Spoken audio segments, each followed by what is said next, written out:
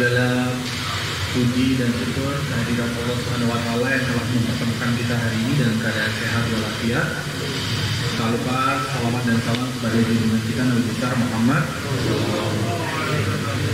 Seperti biasa, kajian pekanan kita nanti akan diisi oleh Habib Ahmad Surah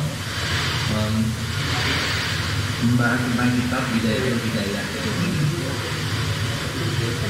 Dan ada informasi mulai pekan ini ke depan nanti kajiannya di DKE diadakan setiap Kamis. Jadi pekanannya akan diisi oleh Habib Ahmad Basiro karena kita ini fokus ke kajian kita terlebih dahulu. Ya, apa dulu?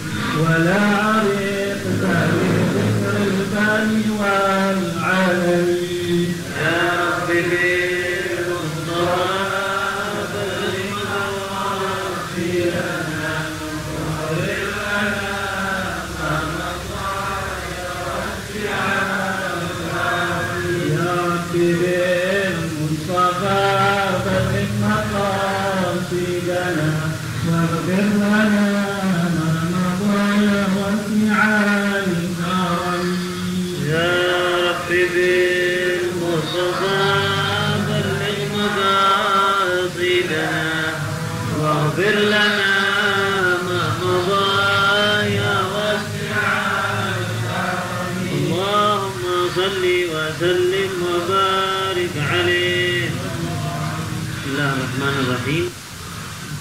Qala al-mu'allif rahimahullahu ta'ala wa adama an-naf'a bi 'ulumihi wa 'ulumikum fid darain ila anqal radhiyallahu anna wa ankum. Kemarin sampai di wa fa'in sadaqta qalbaka ilaiha ma'ilan. Yes.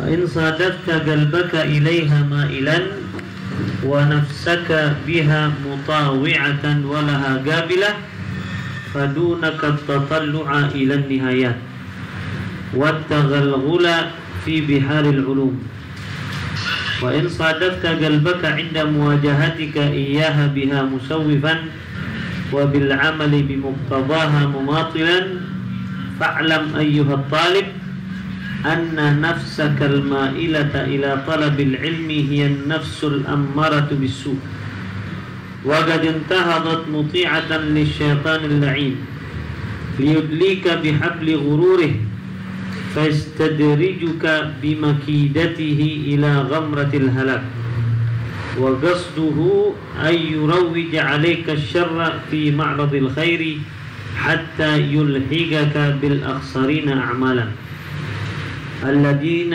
ضل سعيهم في الحياة الدنيا وهم يحسبون أنهم يحسنون صنعا وعند ذلك يتلو عليك الشيطان فضل العلم ودرجة العلماء وما ورد فيه من الأخبار والآثار ويلهيك عن قوله صلى الله عليه وسلم من ازداد علما ولم يزدد هدى لم يزداد من الله إلا بعدا. بسم الله الرحمن الرحيم. الحمد لله رب العالمين وبه نستعين على أمور الدنيا والدين والصلاة والسلام على سيدنا وحبيبنا وشفيعنا وذرة أعيننا محمد سيد الأولين وسيد الآخرين وعلى آله وصحبه والتابعين. سبحانك لا علم لنا إلا ما علمتنا إنك أنت العليم الحكيم. رب اشرح لي صدري ويسر لي أمري واحلل عقدة من لساني yafqahu qawli amma ba'd. Pertama-tama puji serta syukur kehadirat Allah Subhanahu wa taala yang mana pada hari ini Allah masih berikan kita nikmat sehat wal afiyah, dan mudah-mudahan dengan kita berkumpul di mushola Manarul Huda, semoga Allah Subhanahu wa taala selalu menguatkan iman Islam kita agar kita meninggal dalam keadaan husnul khotimah. Amin ya rabbal alamin. Selawat dan salam kita haturkan kepada baginda kita, Nabi kita, imam kita, kekasih kita Nabi Muhammad sallallahu alaihi wasallam, serta para keluarga, para sahabat, para tabi'in dan tabi'in tabi'in, dan insyaallah kita semua selalu menjadi pengikut setia Rasulullah sallallahu alaihi wasallam sampai akhir hayat nanti. Amin ya rabbal alamin. Fa in sadaqta qalbaka ilaiha ma'ilan. Nah, sebelum ini kita udah bahas ya, orang ada yang ikut ilmunya tujuannya karena Allah Subhanahu wa taala. Nah, sekarang Imam Ghazali bilang banyak dari kita terkadang ragu sama ilmu yang dibikin ya. Ini kira-kira ini kitab ada untungnya nggak anak baca? Ini kitab kira-kira anak pada saat baca ada semangatnya di dalam mengamalkan apa yang ada di kitab ini. Nah, Imam Ghazali bilang fa in sadaqta qalbaka ilaiha ma'ilan, apabila pada saat engkau membaca kitab ini nantinya engkau melihat hatimu ini condong sama ini kitab, senang ya, wa nafsaka biha mutawi'atan wa laha gabilah, dan hawa nafsumu ternyata nurut taat sama ini kitab. Oh, luar biasa ya, ternyata yang disampaikan nih ilmunya Rasulullah sallallahu alaihi wasallam. Hawa nafsu sama hati ini condong sama ilmu yang seperti ini. Fadunaka at-tatarru'a ila nihayah. Maka ente perlu tahu, ente akan mendapat tujuan daripada apa yang dimaksud oleh sahibul kitab. Berarti ente bakal dapat hidayah, petunjuk yang benar untuk menuju ke Allah Subhanahu wa ta'ala. Makanya pada saat nanti kita bakal baca nih kitab, itu nanti bisa koreksi masing-masing, kembali ke diri kita, karena tidak ada yang tahu hati kecuali antum sama Allah. Banyak orang datang ke majelis taklim tujuannya itu urusan lain, tapi ada yang datang ke majelis taklim tujuannya karena Allah Subhanahu wa ta'ala, hatinya bersih. Maka nggak ada yang tahu hati kecuali antum sama Allah Subhanahu wa ta'ala. Walaupun kita kadang dohirnya rajin nih, pengen majelis, dohirnya ente pakaiannya rapi, akhlak ente masuk, tapi batinnya belum tentu. Maka Makanya sebelum ini Imam Ghazali itu selalu ngingetin, perbaiki niat. Dulu ada Al-Habib Umar bin Abdurrahman Al-Attas, penyusun Ratibul Attas. Dia punya murid namanya Syekh Ali Baros. Nah, Syekh Ali Baros pertama datang dari dusun, dia dengar ada ulama namanya Habib Umar bin Abdurrahman Al-Attas di kota Horedo. Dia berangkat, dia datang ke kota Horedo, ketemu Habib Umar. Habib, Anda mau belajar. Kata Habib Umar, ya udah, silahkan. Hari pertama nggak disuruh buka kitab sama Habib Umar. Hari kedua berbulan-bulan nggak taunya maaf disuruh-suruh doang sama Habib Umar. Lu bikin kopi, lu ini. Tapi ternyata di situ Habib Umar menguji ini orang kira-kira nuntut ilmunya karena Allah apa yang lain. Makanya pada saat kita datang ke majelis taklim, ternyata di situ nggak ada yang muji saya. Anu udah capek-capek nih datang ke majelis. Oh, nggak ada yang muji, nggak ada yang ngasih aneh. Orang pada makan kue, aneh nggak kebagian. Dan ternyata mungkin saja itu adalah ujian. Makanya Habib Umar bin Abdurrahman Al-Attas bulan pertama, bulan kedua, ini Syekh Ali Baros terus tuh datang ke situ. Nggak ada belajar sekali. Udah dilihat niatnya mantap, dipanggil Ali sini. Lu kan mau belajar, buka dah kitab Bidayatul Hidayah. Ini yang pertama dibaca sama Syekh Ali Baros. Disuruh baca. Pertama dia pegang Bidayatul Hidayah, dia baca di awalnya tuh. Qala Syekh alhamdulillah. Namanya awal kitab kan selawat sama Nabi Muhammad SAW. Apa sampai sebelum ini nih? Waha ana musyirun alaika bi bidayatil hidayah. Satu satu kita Imam Ghazali. Saya menyarankan engkau untuk membaca kitab Bidayatul Hidayah. Kata Habib Umar, stop. Dah cukup. Mulai di hari Allah akan buka ilmu zahir sama batin kepada antum. Berhenti di situ, Syekh Ali Baros keluar dari situ kecuali dia udah menjadi orang yang alim. Bayangin, baru awalnya doang. Syekh Ali Baros keluar, udah masya Allah ya kalam anil ulum, udah ngomongnya ilmu, hikmah-hikmah yang keluar dari lisannya. Kok bisa begitu? Yang perlu kita tahu, ilmu tuh yang ngasih Allah. Jangan kita punya anggapan, oh ana gara-gara punya kitab, ana gara-gara rajin ke majelis taklim, ana jadi orang alim. Belum tentu. Ternyata baliknya ke hati lagi. Kalau hati ente bersih, hati ente betul-betul karena Allah Subhanahu Wa Taala, suatu hari pasti Allah bakal bukain kepada kita semua. Nah, mudah-mudahan itu kita dapat. Amin ya rabbal alamin. Makanya pada saat nanti kita masuk ke kitab ini, wattaghal ghula fi biharil ulum. Kalau ente sudah tahu hati ente kayaknya condong, oke ini ilmu luar biasa ya, ana dengerin masya Allah enak ini kitab. Oh berarti ente bakal mendapatkan ilmu-ilmu yang lebih besar daripada apa yang ente udah bayangin. Amin. Mudah-mudahan hati kita cinta sama ilmu-ilmu ini. Amin. Wa in sadaqta qalbaka inda muwajahatika iyyaha biha musawwifah. Tetapi pada saat engkau menjumpai hatimu, setiap ada bacaan hadis atau ada Quran atau ada saran, kita disuruh akhlaknya begini, ente kalau sholat begini, ente kalau ini begini, taubat ente. Tapi hati kita musawwifan. Arti musawwifan apa? Nanti saya mau tobatnya ntar deh. Nanti ana mau ngamal ini setelah ana menikah misalnya. Ana mau ngamalin di kitab setelah ana umur 40 tahun. Ntar gue mau tobat umur 45 tahun. Itu artinya musawwifan. Wa bil amali bi muqtadaha mumathilan. Dan pada saat kita mau ngamalin, ternyata kenyataannya mumathilan. Mumathilan apa? Mumathilan kita malas-malesan. Oh hari ini ada semangat kita mau ngamalin zikir, besoknya kita tinggalin. Hari ini mau sholat duha, besok kita nggak sholat. Hari ini kita mau jadi orang adab, hari besok kita nggak jadi orang adab. Nabi pernah bilang sama sahabatnya, afdalul a'mal madama wa in qalla. Ini yang perlu kita catat.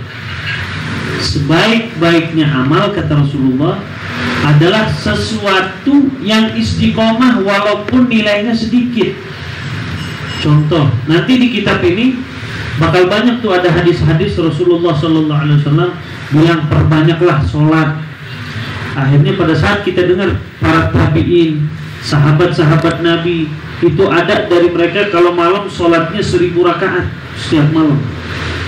Ada ulama-ulama dulu kalau satu hari zikir dia bilang la ilaha illallah itu 25.000 kali.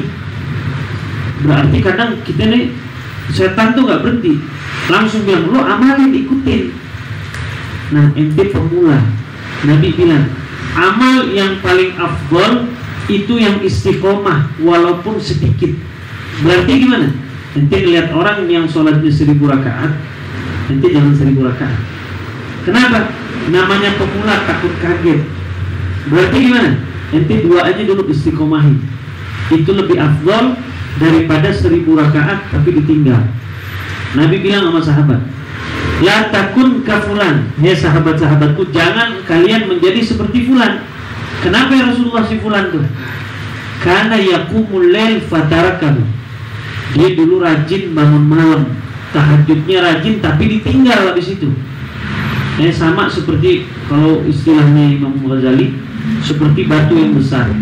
Batu yang besar itu nggak mungkin hancur kalau ente lemparin, ente jatuhin 1 ember air. Hancur nggak itu batu? Nggak hancur. Tapi ternyata batu sebesar apapun, pada saat engkau teteskan air 1 tetes, tapi tetesan itu setiap hari nggak berhenti, netes, netes, netes, hancur nggak lama-lama? Lama-lama bisa bolong itu batu. Ternyata istiqomah memiliki hal yang luar biasa. Makanya ulama bilang apa? Al-istiqamah afdal min alf karamah.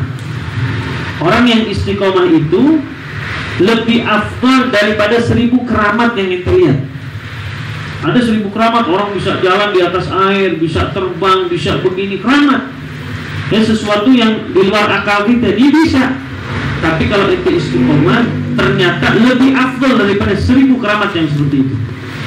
Ya, makanya jangan pernah tertipu. Oh ini kok orang bisa sholatnya 1000 rakaat sehari. Oh berarti dia awalnya istiqomah, dikit-dikit. Imam Syafi'i 1 hari 1 kali khatam Quran. 1 hari dia bisa 1 kali khatam Quran. Imam Abu Hanifah sebelum dia buka tokonya dia pagi hari, dia sholat duha. Di sholat duha ini dia bisa khatam Quran. Khatam ini bukan 1 juz 2 juz. Nah kok bisa mereka begitu? Ternyata diawali dengan istiqomah dulu. Makanya kita nggak mungkin bisa tahu rahasia orang bisa 1 hari 1 kali khatam kecuali kalau kita awali dengan istiqomah. Ya, makanya kita kalau melihat ada satu amalan nanti di buku ini, ya, ente awali dengan hal yang ente bisa jalanin dan istiqomahkan. Oh baca subhanallah habis sholat, ya udah istiqomah aja dulu itu. 33 subhanallah, alhamdulillah 33, Allahu akbar 33, tutup dengan la haula wala quwata illa billahil aliyil azim. Istiqomahkan itu, nanti kita bakal tahu rahasia 1 hari 1000 selawat saya baca sama Nabi Muhammad SAW. Kok bisa ente istiqomah? Ada orang 1 juta selawat sama Nabi setiap hari, makanya nggak dia tidur kecuali lihat Nabi. Loh kok bisa dia istiqomah begitu? Ternyata dia mulai dari yang sedikit. Ya, jadi jangan pernah terpancing. Bahkan Sayyidina Hasan al-Basri bilang apa? Hati-hati dengan gangguan setan yang selalu niup kita atau ngasih semangat kita yang bukan di tempat nih. Kita dikasih 1 porsi yang bukan porsi kita. Oh ada ulama dulu 25.000 kali, akhirnya semangat kan gitu. Oh pengen 1 hari baca la ilaha illallah 25.000 kali. Duduk dia ngadep ke kiblat, la ilaha illallah. Udah 10.000 keringetan udah 15.000, udah agak-agak selonjor dikit. 20.000 tiduran, wah 5.000 lagi nih. 25.000 selesai, besok ente nggak bakal baca lagi tuh. Kenapa? Karena ente bakal merasa berat. Makanya Nabi Muhammad SAW dia kalau sholat malam ngajarin sama sahabat gimana?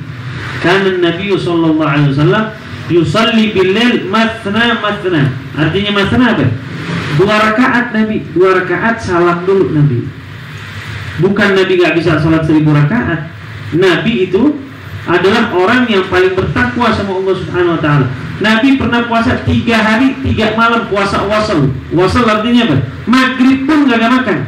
Jadi 24 jam, 3 kali 24 jam. Ada orang yang bisa puasa begitu? Gak bisa. Tapi Nabi bisa. Ya, Nabi bukan gak bisa dia sholat 1000 rakaat, dia gak bisa baca Quran sehari, semuanya dia bisa. Tapi Nabi mau mendidik kita. Nanti jangan terpancing dengan orang-orang yang amalannya udah luar biasa. Akhirnya kita mau mencontoh langsung yang atas. Enggak. Makanya contoh yang sedikit-sedikit. Ya. Oh, makanya Nabi bilang, afdhalul a'mal madama wa in qalla. Sebaik-baiknya amal adalah yang selalu ente kerjakan walaupun itu sedikit.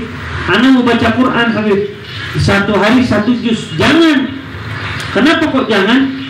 Bukan dilarang, enggak. Takutnya kalau sehari 1 juz, besok ente tinggalin tuh Al-Quran. Lebih baik 1 ayat tapi istiqomah. Bismillahirrahmanirrahim. Alif Lam Mim. Shadaqallahul adzim. Itu lebih baik ente baca 1 ayat tapi setiap hari daripada ente baca 1 juz cuman sehari, seminggu ente baca. Yang jelas ya. Jadi Islam itu begitu, selalu ngajarin kita. Bahkan Allah bilang di dalam Al-Quran, fattaqullaha mastata'tum. Bertakwalah kepada Allah Subhanahu Wa Taala di dalam hal sunnah semampumu. Melihat Sayyidina Abu Bakar Siddiq, sedekahnya Sayyidina Abu Bakar kira-kira berapa dari hartanya? Diajak hijrah sama Nabi, Abu Bakar lu siap-siap, ntar malam kita mau hijrah, dari sore itu udah siap. Oh ya udah, kalau bisa bawa harta yang ente punya, berapa aja buat di perjalanan. Ini Sayyidina Abu Bakar Siddiq, Nabi nyuruh begitu. Ya udah, sore Nabi datang, dilihat ada 2 ontak yang bagus-bagus, sama harta ini banyak banget, makanan apa semuanya lengkap. Rasul nanya, ya Abu Bakar ini banyak amat, ini berapa dari harta ente yang ente bawa? Kata Sayyidina Abu Bakar Siddiq, kulluhu ya Rasulullah, semua harta anak bawa. Bayangin Sayyidina Abu Bakar Siddiq mau sedekahnya berapa banyak? Semuanya dikeluarin. Kata Nabi, "Mada tarakta li ahlik ya Abu Bakar?" Ente ninggalin apa buat anak bini di rumah? Masa ente bawa semua ya Abu Bakar? Apa kata Sayyidina Abu Bakar Siddiq? Allah wa Rasuluh. Saya tinggalkan mereka bekal yang paling mahal dunia dan akhirat, Allah dan Rasulullah Sallallahu Alaihi Wasallam.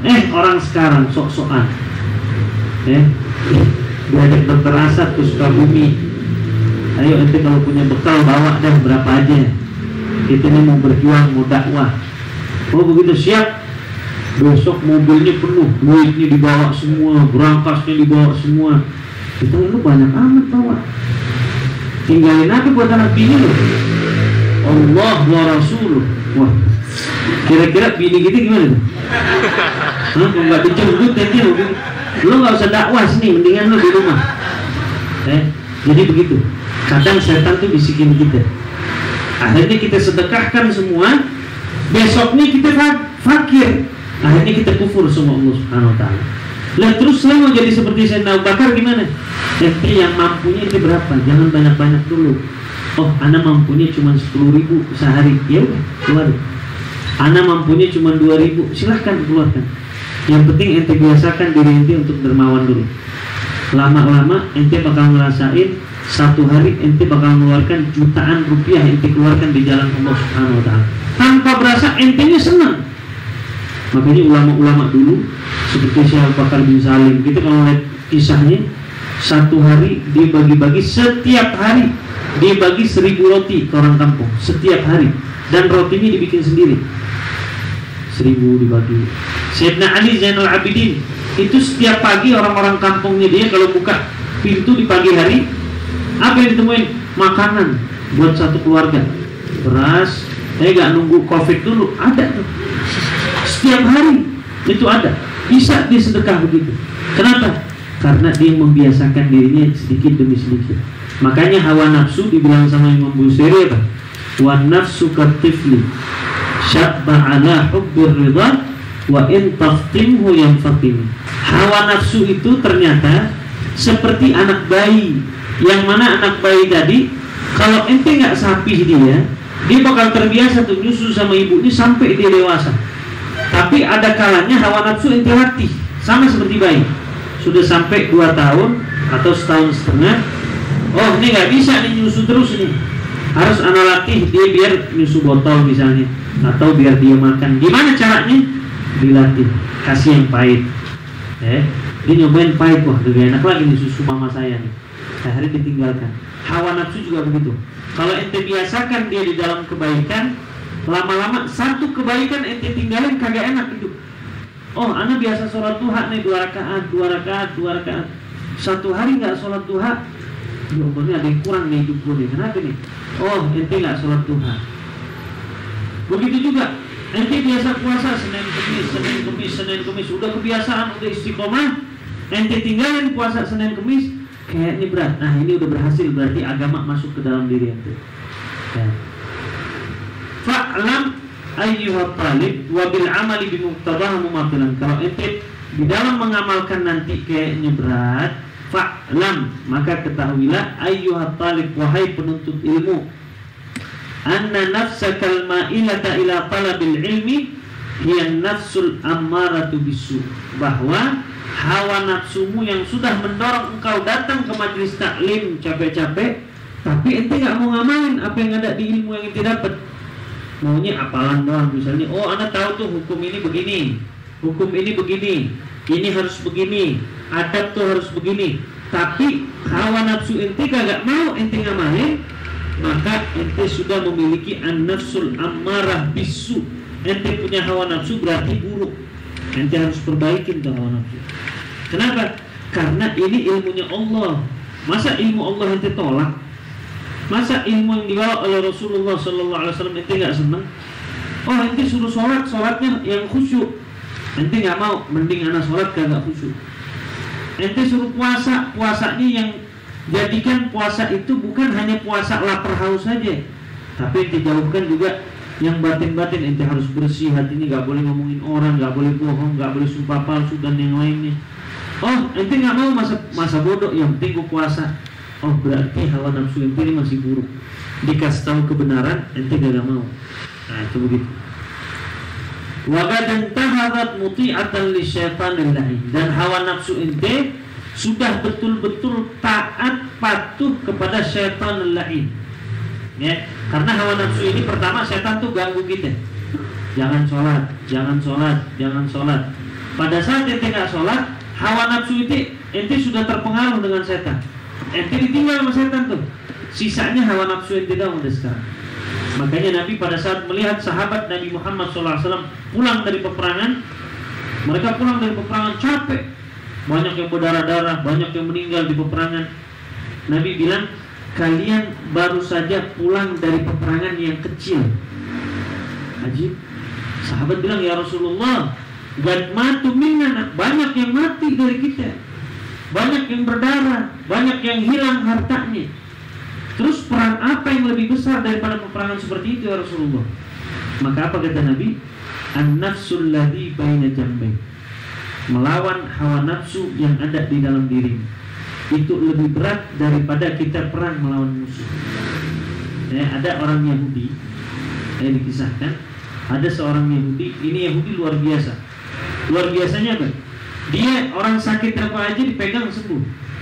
Gak usah ke rumah sakit, sakit dipegang sembuh, apa aja dipegang sembuh. Ditanya rahasianya apa? Kok bisa begitu? Ternyata ruh ini, ruh yang ada di badan kita, semakin dia hawa nafsu kita lawan, ruh ini makin suci, makin bersih. Kalau ruh udah bersih, maka apa aja yang kita pegang jadi. Walaupun non muslim, karena Allah Subhanahu Wa Taala yang non muslim pun Allah bakal kasih kalau dia menjadi orang yang baik. Oh, ada non muslim, dia pandai bersedekah, dia bantu orang, nggak pernah nyakitin orang, Allah kasih nggak? Allah kasih, tapi sebatas dunia aja. Ya, Allah berkahin dunianya, Allah kasih keluarganya berkah, semuanya dikasih sama Allah. Tapi setelah dia meninggal, ada nggak balasan di akhirat? Nggak ada. Tapi seorang mukmin, seorang muslim, dunia akhirat Allah balas.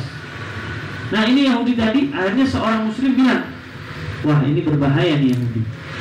Kalau dia sampai kemana-mana, orang-orang bakal nurut sama dia, karena dia bisa nyembuhin orang, dia bisa baca orang, indera keenamnya dibuka ya. Akhirnya nih muslim ada niatan ngebunuh dia. Dia taruh pisau di belakangnya, diketok rumah Yahudi. Ini Yahudi namanya dia bisa ngeliat, dia bukanya dikit dong. Dia cuma bilang, muslim, pisau yang di belakang lo pinggirin dulu. Bayangin tuh, kasar. Yahudi bisa kasar, muslimnya juga bisa. Pisau tuh pinggirin dulu. Ini belum ada CCTV nih. Mungkin kalau ada CCTV ya ketahuan. Dia bilang pisau yang ada di belakang itu pinggirin dulu. Haji dia bilang dia tahu, ya udah. Tapi bagusnya si muslim ini cerdik. Dia cuma nanya, Yahudi ente ini bisa begini hebat kayak begini, apa rahasianya? Dia bilang rahasianya cuma satu. Pokoknya hawa nafsu anak pengen begini, anak bertentangan sama dia. Hawa nafsu anak mau tidur, anak bangun. Hawa nafsu anak bilang lu jalan, anak diem. Pokoknya begitu, anak lawan terus deh. Hawa nafsu anak mau anak marah, anak tahan. Hawa nafsu anak suruh diem, anak ngomong. Pokoknya begitu, terus dilawan. Gak mau tahu, pokoknya hawa nafsu anak mau latih. Yang mana sampai hawa nafsu yang ngikutin saya, bukan saya yang ngikutin hawa nafsu. Akhirnya kan jadi kayak begini. Nah ini si muslim cerdik. Ya udah, sekarang lo masuk Islam, hawa nafsunya bilang apa? Gak mau, bertolak belakang kan? Oh gak mau, ya udah dia langsung asyhadu an la ilaha illallah wa asyhadu anna muhammadan rasulullah. Dari itu hari dia jadi wali min awliyaillah. Kok bisa? Karena dia sudah pandai menjadikan hawa nafsunya yang ngikutin dia. Kalau kita kan selama ini katanya kalau bulan puasa setan dibelenggu, benar gak? Setan gak ada, berarti gak ada gangguan setan lagi. Tapi kenyataannya warteg masih penuh gak? Ente buka warteg ditutup ya. Ente mau diem-diem nih masuk warteg, udah diem-diem, berarti sohib semua nih. Ya Allah ketahuan deh. Udah sama-sama ada makan bareng. Berarti apa? Berarti hawa nafsu ente sudah dikuasai sama hawa nafsu. Ente kalah sama hawa nafsu. Jadi tugasnya setan iblis itu begitu. Ente dibisikin sampai hawa nafsu ente lebih besar daripada ente, dia bisa menguasai ente, dilepas. Silahkan, karena ente sudah dikuasai. Oh setan udah nggak ada, hawa nafsu ente masih ada. Ya, makanya hati-hati, latih diri kita. Pada saat diri kita ada amalan-amalan yang baik, kita disuruh sholat duha, kita disuruh sholat ibadah, suruh zikir, suruh selawat sama Nabi Muhammad SAW, suruh istighfar. Kalau diri kita nolak itu, ini berarti hawa nafsu ente udah buruk dan ente dikuasai nama hawa nafsu ente. Liyudlika bihabli ghururih, karena hawa nafsu itu sudah memiliki tali, yang mana talinya itu betul-betul tipuan. Ente hanya ditipu sama dia. Seakan-akan, oh ente gak apa-apa mabuk, karena mabuk itu bisa ngilangin ente punya sumpah. Benar gak? Oh iya benar juga ini. Ya udah linting dah. Linting. Oh gitu. Ya linting, nyari mabuk bareng. Bener juga, anak ketawa-tawa, hilang tuh sumpah semuanya. Tapi kenyataannya nanti bakal disulitin hidup ente dunia maupun akhirat. Fastadri juga bimakidatihi ila ghamratil halal. Bahkan ente dikit-dikit bakal dibawa sama hawa nafsu ente sampai ente sampai satu jurang, yang mana jurang itu ada kebinasaan di situ. Ente tinggal didorong aja, jatuh, ya udah, ente bakal binasa dalam keadaan waliyadillah, dalam keadaan su'ul khatimah. Dulu ada muadzin, di Mesir sana ada muadzin. Muadzin ini ada hadis Nabi. Muadzin tukang adzan. Ini siapa orang, kata Nabi, yang adzan muhtasiban lillahi ta'ala, betul-betul karena Allah, dia gak ngarep upah. Dia pokoknya di masjid dia adzan aja kerjaan, adzan qomat. Selama 7 tahun berturut-turut, maka Nabi jamin masuk surga. Selama 7 tahun berturut-turut. Nah masjid-masjid dulu bukan kayak sekarang. Sekarang mungkin ada mikrofon, apa nggak perlu kita naik menara. Nah, masjid-masjid dulu salah satu syarat muadzin itu harus amanah, nggak boleh lihat-lihat ke bawah. Karena rumah-rumah orang Arab tuh kalau itu dari ketinggian itu bisa kelihatan tuh balkonnya, bisa kelihatan tuh anak-anak perempuannya nggak pakai kerudung apa. Makanya muadzin itu harus amanah, nggak boleh lihat kemana-mana. Nah, ini muadzin tahun pertama dia adzan, tahun kedua dia adzan, tahun ketiga dia adzan, tahun keempat dia adzan. Sudah 6 tahun, lebih daripada 6 tahun, dia naik beberapa kali. Setiap adzan dia ngeliat ada satu perempuan cantik. Laki nih kalau udah kena perempuan udah miringnya jadi otak nih. Udah ngeliat perempuan, masya Allah. Makanya apa? Sayyidina Umar bilang apa? Innan nisa'a syayatinun khuliqna lana fana'udhu billahi min syarri syayatin. Kata Sayyidina Umar, sesungguhnya perempuan ini yang mana Allah ciptakan buat kita sebenarnya itu setan buat kita. Kenapa? Orang udah niat ibadah, lewat cewek cakep banget. Kira gimana? Ibadah bisa buyar gitu. Makanya kata Sayyidina Umar, ini sebenarnya sama seperti setan yang diciptakan buat kita. Dengar Siti Aisyah, innan nisa'a rayahinun khuliqna lana. Umar, hati-hati kalau ngomong, gue ini cewek. Sesungguhnya perempuan itu ibarat bunga yang Allah ciptakan buat laki-laki. Kalau bunga itu yang diterima dengan baik, maka insya Allah itu bunga gak bakal hancur. Dia bakal harum buat ente, dia bakal jaga ente, dia bakal bahkan menghiasi ente. Nah, ini tadi muadzin 6 tahun lebih dia adzan, setiap dia naik, akhirnya dia lupa sama amanahnya dia. Dia ngeliatin tuh cewek, masya Allah cantik banget. Jadi semangat tuh, mau adzan asar sebelum adzan udah naik duluan. Biasanya kan begitu tuh. Dia naik duluan, adzan dia nengok-nengok. Udah, hawa nafsunya mulai menguasain dia. Dia lupa dengan hadis Nabi yang mana Nabi bilang bentar lagi lu bakal masuk surga nih, dapat jaminan surga. Yang ngomong Nabi, enti jauh dari api neraka. Dia naik lagi, sampai suatu hari saking dia nggak kuat, makin dikuasain sama hawa nafsunya, dia setelah adzan diketuk ke rumah perempuan. Ini beberapa hari lagi 7 tahun, beberapa hari lagi nih, dia udah berjuang tuh tahun pertama, 2, 3, 4, dia adzan karena Allah, nggak mengharap upah apapun. Sampai udah beberapa hari 7 tahun diketuk tuh, nggak kuat, dia udah hawa nafsunya dikuasain, diketuk. Nah, ini perempuan buka, dia bilang, mau apa engkau?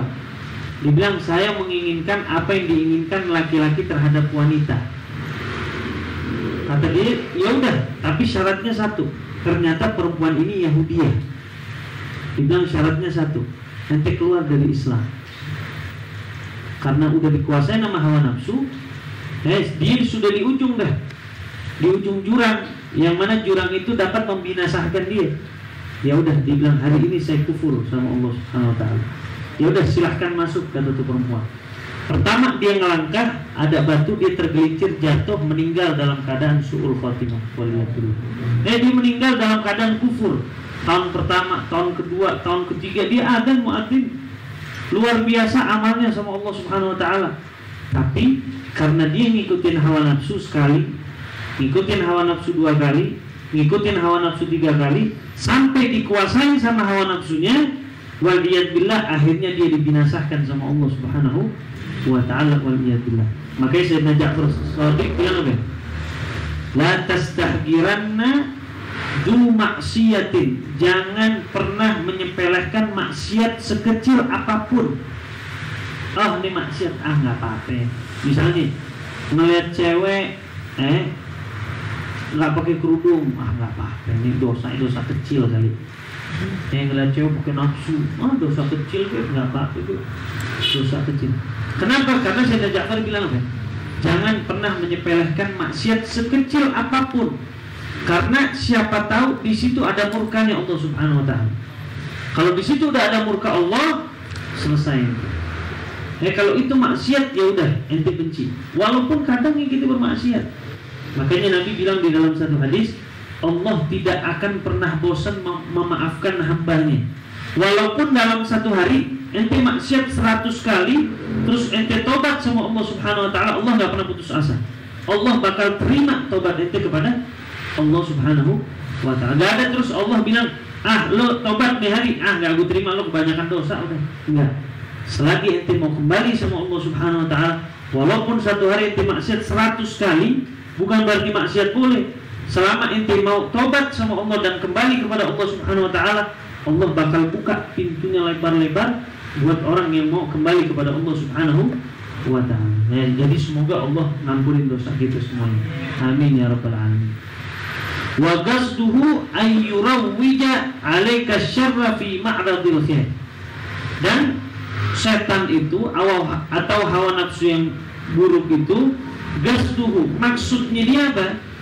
Selalu ayyurawwija 'alaika syarra. Dia selalu ngebisikin kita keburukan-keburukan, tapi fi ma'radil khair, dengan penampakan yang baik.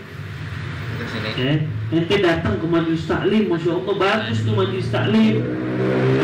Tapi pada saat kita datang ke majelis taklim, ente niat itu ada apa? Ente kalau ke majelis taklim situ, ente bakal dikenal, ente bakal dipuji, ente bakal dapat penghargaan, ente bakal dapat uang, ente bakal dekat sama bosnya. Karena Dokter Asad hadir mulu tuh, ngeliat lu rajin di majlis taklim, nanti bakal dapat pandangan khusus, nanti bakal begini. Ditipu tuh sama setan, tapi tempatnya tempat baik. Tuh setan hebatnya di situ. Ente pikir megang tasbih, sama dia ditipu. Ternyata subhanallah, DKE, sudah DKE yang ahli zikir lu doang. Masya Allah, ente deketnya sama Allah Subhanahu wa ta'ala. Akhirnya kemana-mana tasbihnya dimain. Karena udah nganggep dirinya yang paling hebat. Ini si neraka nih bentar lagi juga dijemput sama Israel. Akhirnya menganggap, setan itu selalu begitu tuh.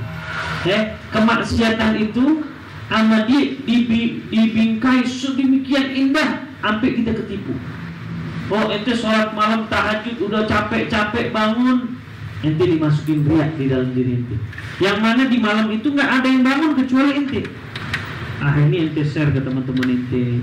Ana tadi malam nggak tahu kenapa itu pas ana lagi tahajud, subhanallah air mata dengan sendirinya ana bisa nangis. Yang benar ente, nangisnya berapa banyak? Ente gitu itu. Oh masya Allah seember air matanya. Nah itu tujuannya apa? Nah setan tujuannya begitu. Selalu seakan-akan di sesuatu yang baik itu dibingkai begitu indah, bagusnya luar biasa. Akhirnya ente lupa, ente makan itu. Padahal itu sesuatu yang tidak diperbolehkan oleh Allah Subhanahu wa ta'ala. Nah, sampai-sampai engkau dilupakan dengan ayat Allah yang bunyinya bil akhsarina a'malan alladzina dhalla sa'yuhum fil hayatid dunya wa hum yahsununa annahum yuhsinuna sun'a. Sampai-sampai kita dilupakan dengan ayat Allah Subhanahu wa ta'ala oleh setan. Apa ayat Allah? Yang mana banyak orang-orang yang beramal tetapi di amalannya tadi mereka rugi. Dia udah ahli sedekah tapi rugi. Ruginya apa? Allah kan bilang, la tubtilu sadaqatikum bil manni wal adha. Jangan kalian batalkan sedekah kalian, pahalanya nggak ada. Dengan apa? Bil manni, ente tujuan pamer sedekah, atau tujuannya menghina, nyakitin hati orang. Ada temen ente tahu nih satu lagi butuh nih, tadi malam datang ke rumahnya minjem duit. Ya udah, depan orang-orang yang dikasih, lu kan kemarin minjem duit nih. Sakit hati nggak dia yang terima? Oh dengan tujuan begitu kata Allah, maka pahala yang sedekah ente keluarkan itu nggak ada artinya. Banyak orang amal, tapi nanti di yaumul qiyamah dia nggak melihat amalannya sama sekali.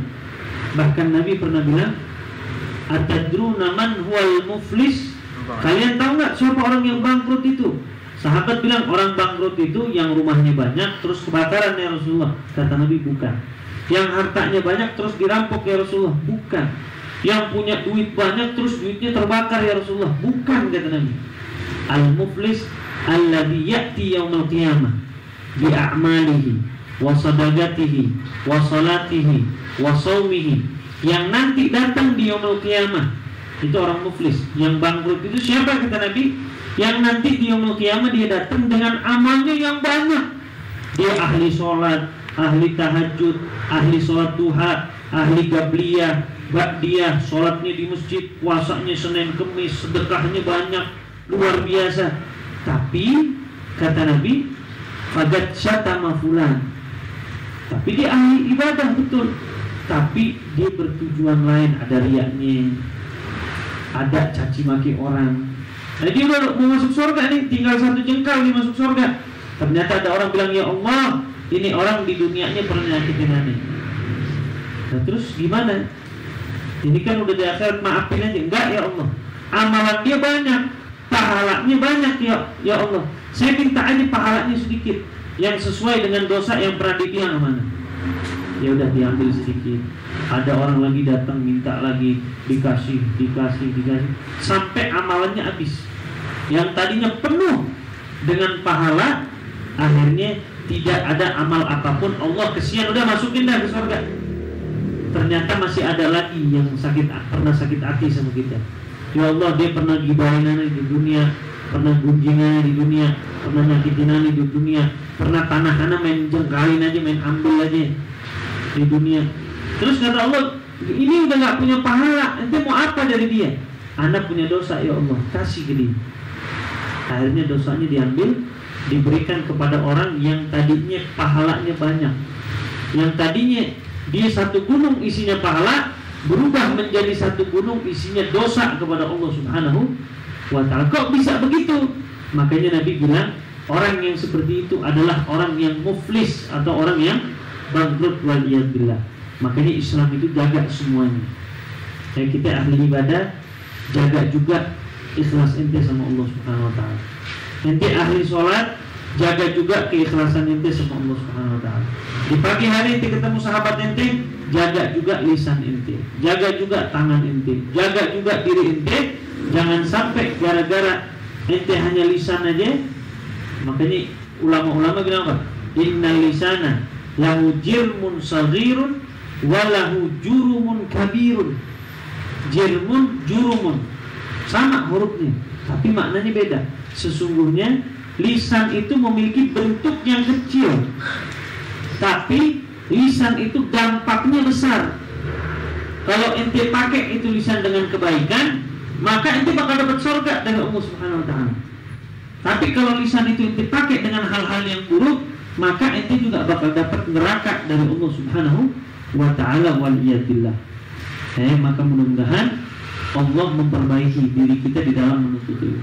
Wa inda dzalika yatlu 'alaika syaitan fadlal ilmi wa darajatal ulama.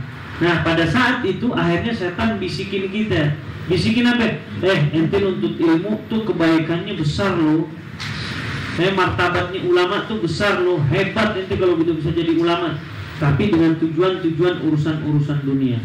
Wa ma warada fihi minal akhbar wal athar. Dan apapun yang datang daripada kabar-kabar Nabi atau bekas-bekas yang disampaikan oleh Rasulullah SAW.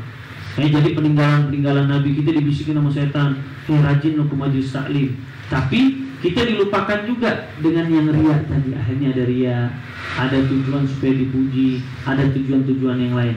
Wa yulhika an qaulihi sallallahu alaihi wasallam, dan kita dilupakan daripada pesan Nabi Muhammad sallallahu alaihi wasallam yang bunyinya man izdada ilman wa lam yazdad hudan lam yazdad minallah illa bu'da. Siapa orang yang nambah ilmunya tapi tidak nambah hidayah dan petunjuknya di jalan Allah Subhanahu wa ta'ala, maka tidak ada yang bertambah di dalam dirinya kecuali kejauhan dia dengan Allah Subhanahu wa ta'ala. Jadi ilmu itu bukan hanya dihafal, yang perlu kita tahu. Ilmu itu bukan hanya kita cukup tahu, ilmu anak tahu rukun sholat begini, rukun puasa begini, rukun wudhu begini, apa yang membatalkan sholat, apa yang membatalkan wudhu, apa yang harus dilakukan, syarat sholat, syarat ini, caranya begini. Tapi kita dilupakan dengan hal-hal yang urusnya batinnya. Anak nuntut ilmu tujuannya buat nyaci maki orang nantinya. Anak nuntut ilmu tujuannya buat bego-begoin anak punya teman yang kagak ngerti agama dan yang lainnya. Maka ilmu yang ente punya itu semuanya sia-sia. Karena ilmu itu selalu membawa kita kepada petunjuk yang baik dan menuju kepada Allah Subhanahu wa ta'ala. Wa an qaulihi sallallahu alaihi wasallam, dan kita juga dilupakan dari pesan Nabi Muhammad sallallahu alaihi wasallam, inna asyaddan nasi adaban yaumal qiyamah, sesungguhnya yang paling parah seseorang itu disiksa nanti di hari akhir, alimun orang yang alim, yang paham tentang ilmu, lam yanfa'hullahu bi'ilmih, tetapi dia tidak manfaat ilmunya. Dia punya ilmu banyak, tapi ilmu yang dia punya nggak manfaat. Kayak dia sholat asal-asalan, dia puasa asal-asalan, dia jalan udah seenak dirinya, tapi ilmunya dia punya. Nah, maka orang nanti yang paling disiksa, yang paling kejam, yang paling parah nanti di yaumul qiyamah adalah orang alim yang dia punya ilmu, tetapi dia tidak pernah memanfaatkan ilmu dia. Wa kana sallallahu alaihi wasallam yaqul, makanya Nabi kita Muhammad sallallahu alaihi wasallam selalu minta sama Allah Subhanahu wa taala. Ini doanya Nabi. Apa doanya? Allahumma inni a'udzubika min ilmin la yanfa. Ya Allah, saya berharap kepadamu, meminta kepadamu dijauhkan daripada ilmu-ilmu yang tidak bermanfaat. Ya, minta tuh, pakai catat nih doa. Ya, setiap sholat baca nih doa. Allahumma inni a'udzubika min ilmin la yanfa wa qalbin la yakhsha. Dan dengan hati saya minta perlindungan, ya Allah, jangan sampai saya punya hati tidak khusyuk. Ngajinya nggak khusyuk, sholatnya nggak khusyuk, zikirnya nggak khusyuk, datang majelis taklimnya nggak khusyuk. Wa amalin la yurfa, dan amal yang tidak diangkat pahalanya kepada Allah Subhanahu wa taala. Percuma ente amal banyak tapi nggak sampai pahalanya kepada Allah. Wa du'ain la yusma, dan doa yang tidak didengar oleh Allah Subhanahu wa ta'ala. Maknanya doa yang tidak dikabulkan oleh Allah Subhanahu wa ta'ala. Nah, ini doa Allahumma inni a'udzubika min ilmin la yanfa wa qalbin la yakhsha wa amalin la yurfa wa du'ain la yusma. Ini doa kalau dibiasakan, maka Allah bakal memberikan kekhusyuan di dalam hati ini. Apalagi ulama juga ngajarin kita, usahakan setiap sholat 5 waktu baca pegang dada yang kiri. Kalau bisa dimasukin tuh begitu. Baca alam nasroh. Bismillahirrahmanirrahim. Alam nasroh laka sadrak wa wada'na 'anka wizrak. Kenapa? Tujuannya biar hati kita dikasih ketenangan sama Allah dan diberikan kekhusyuan di dalam beribadah kepada Allah Subhanahu wa ta'ala. Wa an qaulihi sallallahu alaihi wasallam, dan kita dilupakan sama pesan Nabi Muhammad sallallahu alaihi wasallam. Apa kata Nabi? Marartu lailata usriya bi aqwamin tugrabu shifahuhum bimagharida minnar. Saya pernah pada saat Isra Mi'raj, kata Nabi, saya melewati satu kaum yang mana satu kaum ini itu bibir mereka dipotong dengan potongan kuku. Nah, ada potongan kuku itu motong. Sakit nggak kira-kira? Sakit ya? Itu tumbuh lagi, potong lagi. Itu mereka sembari nangis, yang motong dirinya sendiri. Itu udah perintah, karena tangan ini nggak bergerak pada saat itu kecuali perintah siapa? Perintah Allah. Jadi nggak mungkin kita bisa bohong nanti di yaumul qiyamah. Tangan ini seakan-akan ada seperti mulut, dia ngomong. Ente bilang, Anda nggak mencuri ya Allah, tangan ini ngomong, enggak ya Allah, hari ini jam segini, detik ini saya mencuri. Ente punya kaki, enggak, Anda nggak masuk diskotik kok ya Allah. Benar, Anda nggak masuk. Allah bisa dibohongin nggak? Nggak, itu kaki suruh ngomong. Ngomong itu kan, enggak masuk sampai mabuk kalau dimiring-miring. Oh, berarti benar. Ya, lisan semuanya ngomong, nggak bisa dibohong. Nah, bahkan perintah itu jalan dengan sendirinya. Dia ambil potongan kuku, dipotong tuh bibirnya. Dia nangis, dia teriak-teriak, tumbuh lagi, diulang lagi. Nabi nanya, kenapa mereka ya Jibril, dan potongan kukunya dari neraka, dari api.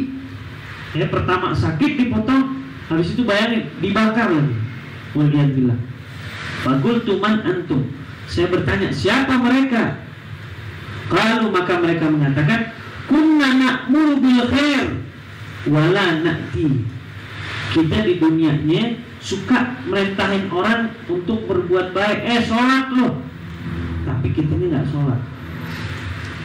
Kita sibuk kalau orang salah kita kata-katain, lu jangan mabuk, kita ini mabuk. Ente jangan suka ghibah, kita ini ghibah.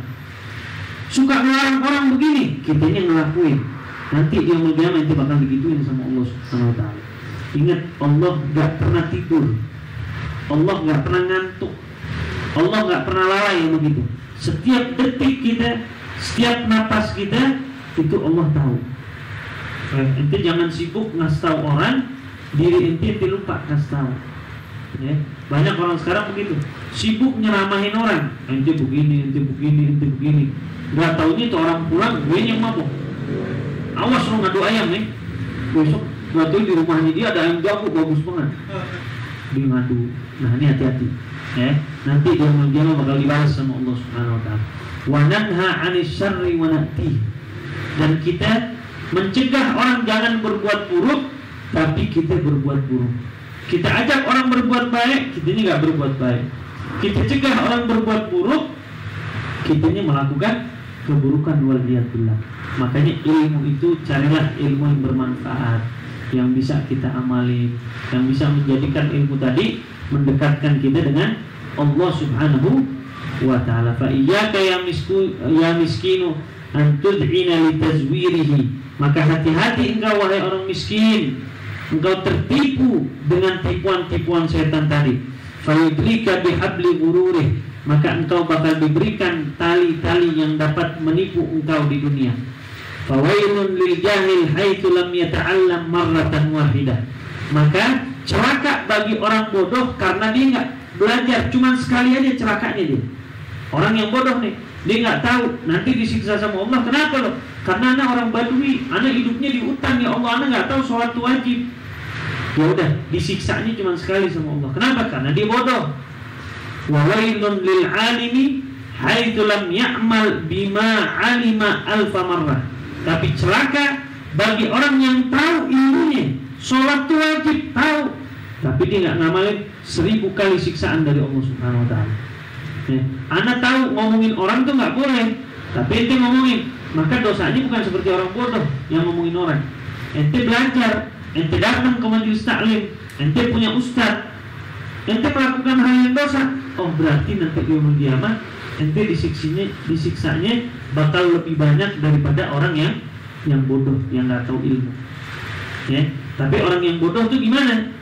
Bukan orang bodoh itu sengaja dia nggak mau datang ke majelis taklim. Di kampung ini ulama banyak, dia nggak mau belajar. Nanti di yaumul qiyamah Allah bakal tanya, ente kenapa nggak sholat? Oh, anak nggak tahu tuh ya Allah, sholat itu wajib. Itu tetap disiksa. Kenapa? Karena di sekeliling dia banyak ulama. Itu bukan orang bodoh namanya. Terus orang bodoh itu gimana? Orang jahil itu gimana? Orang yang memang tidak ada di sekelilingnya ulama. Nah kita alhamdulillah, ya Allah kasih fasilitasnya, Allah mudahin. Nanti cuma hadir seminggu sekali, tanpa ente bayar, gratis. Ustadznya ada, yang gosidah ada, yang baca doa ada, semuanya ada. Tinggal kita hadir, duduk, mau mengamalkan.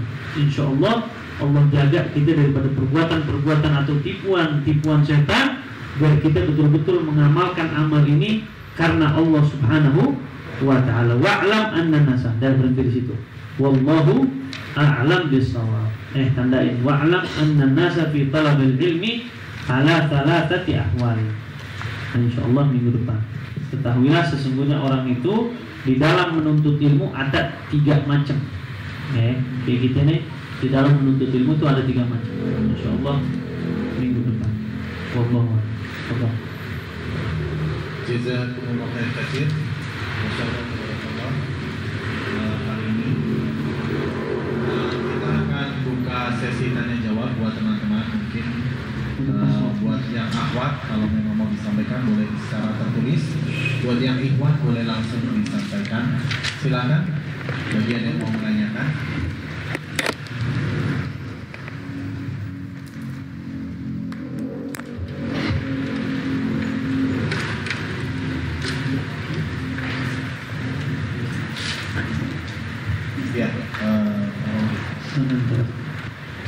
Terima kasih. Saya mau bertanya tentang masalah ilmu. Terkait dengan ilmu, kita sedang dalam proses belajar. Jadi di dalam menuntut ilmu mungkin ada adab-adab mencari ilmu. Saya minta arahannya, adab-adab di dalam mencari ilmu. Adab-adab di dalam mencari ilmu. Sebenarnya nanti bakal ada di sini. Ala kulli hal, salah satu adab mencari ilmu adalah kita betul-betul takdim, menghormati ilmu itu.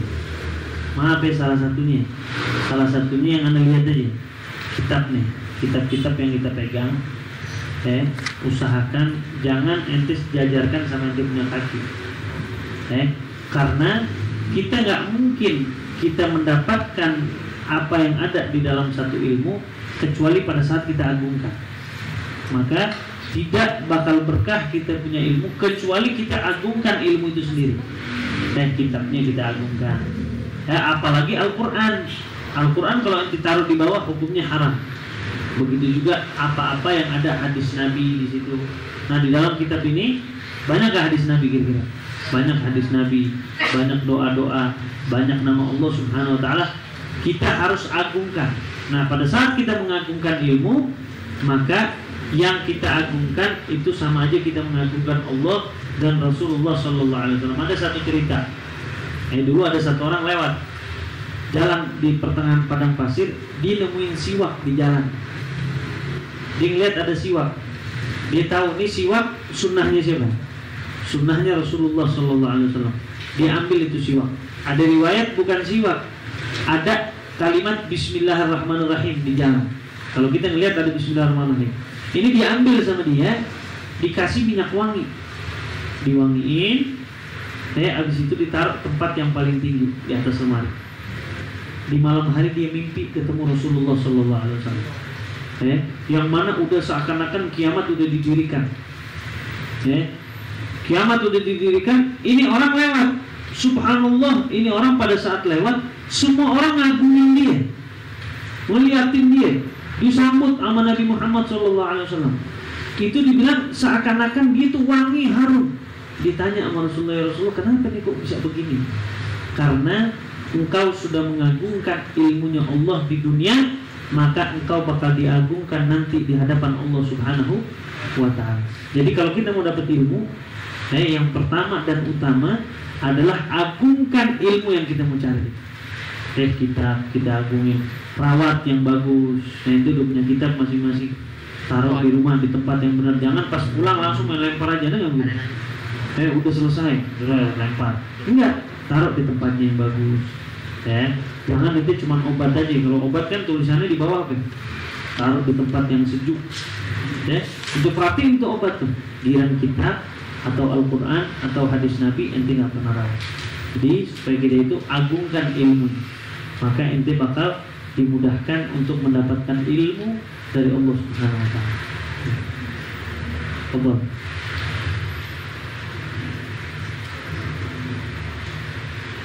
Assalamualaikum Habib, punten. Ini bahasa Sunda. Punten mau tanya, lebih afdal mana? Thalabul ilmi dan menikah? Haji. Berat ini pertanyaan. Yang kedua, bagaimana cara menghindari godaan setan, Beb?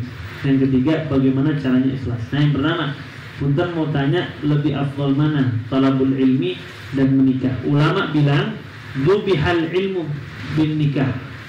Ente kalau menikah, ilmu tuh seakan-akan tuh dipotong. Orang kalau udah menikah, maka kayaknya sulit untuk menuntut ilmu. Kenapa? Karena dia bakal sibuk sama istrinya, dia bakal sibuk sama suaminya, dia bakal sibuk sama anaknya. Maka seafdol-afdolnya orang di dalam menuntut ilmu pada saat dia belum menikah. Kenapa? Karena belum ada tanggungan. Makanya kalau memang ada waktu, Nabi selalu bilang, "Ightanim khamsan qabla khamsin." Manfaatkan 5 sebelum datangnya 5.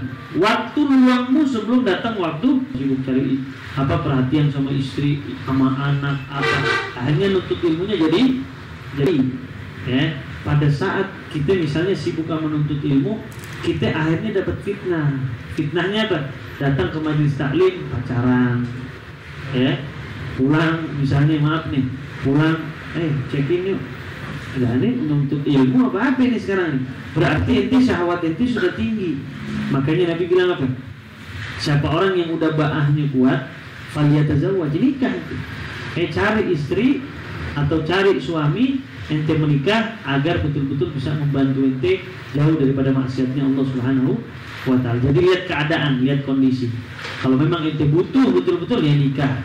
Tapi jangan lupa ente usahakan cari waktu dalam 1 minggu atau dalam 1 hari, ente cari waktu walaupun 1 jam atau setengah jam untuk menuntut ilmunya Allah Subhanahu wa ta'ala. Bagaimana cara menghindari godaan syaitan dia? Gimana caranya? Yang pertama, ente jangan pernah lepas majelis taklim. Karena orang kalau udah datang ke majelis taklim, maka pertama dosa ente bakal diampuni sama Allah Subhanahu wa ta'ala. Berarti syaitan tuh jauh. Jadi setannya seakan-akan nunggu kita depan musola nih sekarang. Dia mau godain kita kayaknya susah tuh. Nah, ente keluar dari musola, digodain lagi tuh. Dibisikin, oh masya Allah, ente rajin banget majelis taklim nih. Pinter ente dibikin sibuk apa nanti. Intinya begitu. Yang kedua, banyak-banyak minta perlindungan kepada Allah Subhanahu wa ta'ala. Makanya kalau baca Quran, baca apa? A'udzubillahi minasyaitonirrajim. Kalau mau masuk rumah, baca a'udzubillahi minasyaitonirrajim. Dan baca juga ayat kursi. Siapa orang yang masuk ke rumahnya, dia membaca ayat kursi, maka Allah Subhanahu wa ta'ala bakal jauhkan dia daripada gangguan syaitan. Begitu juga hubungan badan sama istrinya, baca tuh a'udzubillahi minasyaitonirrajim, biar syaitan tuh gak masuk. Baca bismillah. Mau makan, ikutin sunnah Nabi. Apa? Nabi pernah melihat ada satu sahabat makan tangan kiri. Apa kata Nabi? Kul biyaminik wasammillah. Ente makan dengan tangan kanan dan baca bismillahirrahmanirrahim agar setan gak ikut makan sama ente. Intinya apa kesimpulannya? Kesimpulannya kalau ente mau jauh daripada setan, ente ikutin sunnah Nabi Muhammad SAW. Bagaimana caranya? Ikhlas. Caranya ikhlas adalah usahakan setiap ente beramal karena Allah. Karena makna ikhlas itu begitu. Ngelatihnya gimana? Yang pertama kata ulama, ente latih dengan ente berpuasa. Karena ente kalau puasa, orang tahu nggak? Bisa aja ente diem-diem masuk ke kamar mandi, ente makan, bisa nggak? Tapi subhanallah ente latih dengan apa? Dengan ente puasa, ente nggak makan. Yang kedua, bangun tahajud. Karena Nabi bilang di dalam satu hadis yang mana sahabat nanya, ya Rasulullah, kasih kabar saya dengan amalan yang memudahkan saya masuk ke surga. Apa?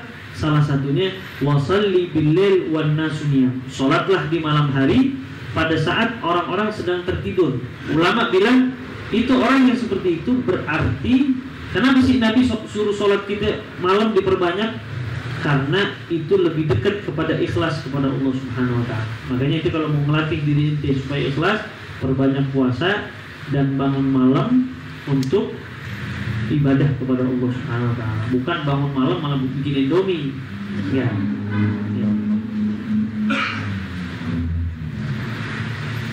Pertanyaan online, Dr. Fauzi, Masya Allah. Anda udah kalau DR-nya deg-degan. Bagaimana cara menahan hawa nafsu agar kita tidak terjerumus dalam kemaksiatan? Ulama bilang apa? Supaya kita ini gak datang ke maksiat, yang pertama majlis taklim jangan tinggal. Kenapa? Karena Allah bilang di dalam Al-Quran, fadzakir fa inna dzikra tanfa'ul mu'minin. Selalu saling mengingatkanlah kalian, karena dengan saling mengingatkan itu bisa berguna buat diri kita. Karena hawa nafsu ini kalau gak diingetin lagi, dia bakal terjerumus tuh di hawa nafsu. Tapi makanya khutbah Jumat wajib nggak? Kok bisa jadi wajib? Karena kalau nggak ada khutbah yang wajib, akhirnya hawa nafsu kita nggak dengar nasihat. Makanya ada khutbah yang wajib hukumnya, seperti khutbah Jumat, wajib ente hadir, karena di situ hawa nafsu itu dilatih. Oh, karena besok udah rencana nih, besok hari Sabtu gue mau ke Bandung nih, mau maksiat, mau apa gini. Tapi datang Jumatan, maksiat haram, lu tempatnya neraka, tempatnya ini. Akhirnya mikir lagi, oh bener juga nih. Itu sama aja melatih hawa nafsu itu, supaya betul-betul jauh daripada hal-hal yang dilarang oleh Allah Subhanahu wa ta'ala. Yang kedua, sering-sering membaca sejarah-sejarah Nabi, sahabat, tabi'in, baca-baca manaqib. Karena dengan kita membaca manaqib atau sejarah Nabi, itu sama aja akhirnya hati kita condong mau contoh mereka. Oh, Nabi ternyata perjuangannya seperti ini. Oh, sahabat tuh perjuangannya seperti ini. Makanya kita punya adat istiadat, alhamdulillah, para guru-guru kita bikin manaqiban tiap tahun. Holnya fulan misalnya di Gresik ada holnya Habib Abu Bakar Gresik. Tujuannya apa sih? Bukan tujuan apa-apa. ternyata tujuannya biar kita dikasih tahu, oh perjuangan orang dulu di dalam melawan hawa nafsu itu begini. Oh akhirnya ente, oh ini orang makan juga kayak aneh, ente mau contoh. Ya, jadi membiasakan diri dengan mendengarkan sejarah-sejarah Nabi atau sejarah-sejarah sahabat, tabi'in dan orang-orang soleh terdahulu. Sudah satu aja.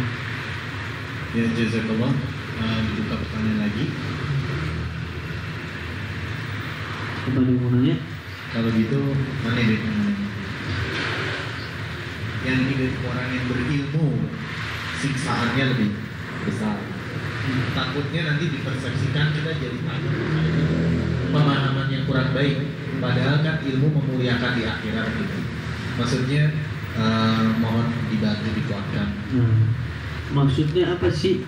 Orang punya ilmu, tetapi nanti di yaumul qiyamah dia bakal disiksa oleh Allah Subhanahu wa taala. Loh, padahal dia punya ilmu. Yang harusnya ilmu itu mendatangkan kebaikan. Harusnya anak kalau punya ilmu, nanti di yaumul qiyamah anak harusnya dimuliakan sama Allah Subhanahu wa taala. Maknanya ilmu yang tidak ente amalkan. Ya. Ulama bilang fa'mal bil ilmi bil usyri kazakati. Mengamalkan ilmu itu nggak harus semua. Ente latihnya dengan apa? Dengan 1/10. Orang ngapalin Al-Quran, pada saat dia ngapalin Al-Quran, amalin sebisa ente. Walaupun nantinya ente meninggal, belum ente sempat mengamalkan seluruhnya, tetap ente sudah dikatakan ente memiliki ilmu yang bermanfaat. Karena ilmu tadi, kalau ente hanya modalnya cuma hafalan aja, tanpa ente amalin, nah ini ilmu yang bakal disiksa sama Allah Subhanahu wa taala, lebih kejam daripada yang lain. Kenapa? Karena ente udah tahu caranya. Ente udah tahu mana yang benar, mana yang salah, tapi ente tetap melakukan kesalahan, makanya siksanya lebih dipedihkan sama Allah Subhanahu wa taala. Imam Ali bilang apa? Al-ilmu bila amal kasyajar bila thaman. Ilmu tanpa amal seperti pohon tidak ada buah dan dedaunan. Ya.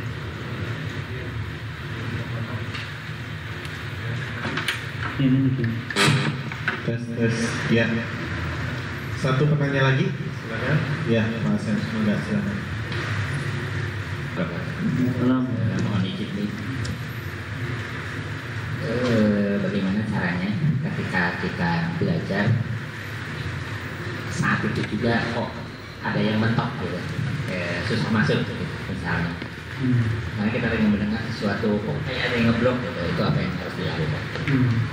Memang gini, Ana sering cerita dulu sahabat Nabi yang bernama Sayyidina Abu Hurairah, dia belajar sama Nabi kayaknya begitu tuh, nggak paham untuk apa nih, kagak ngerti apa, perbaiki niat ente sama Allah.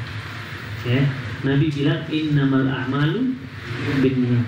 Kalau ente sudah baik niat ente sama Allah Subhanahu wa taala, maka ente bakal dapat dukungan penuh dari Allah.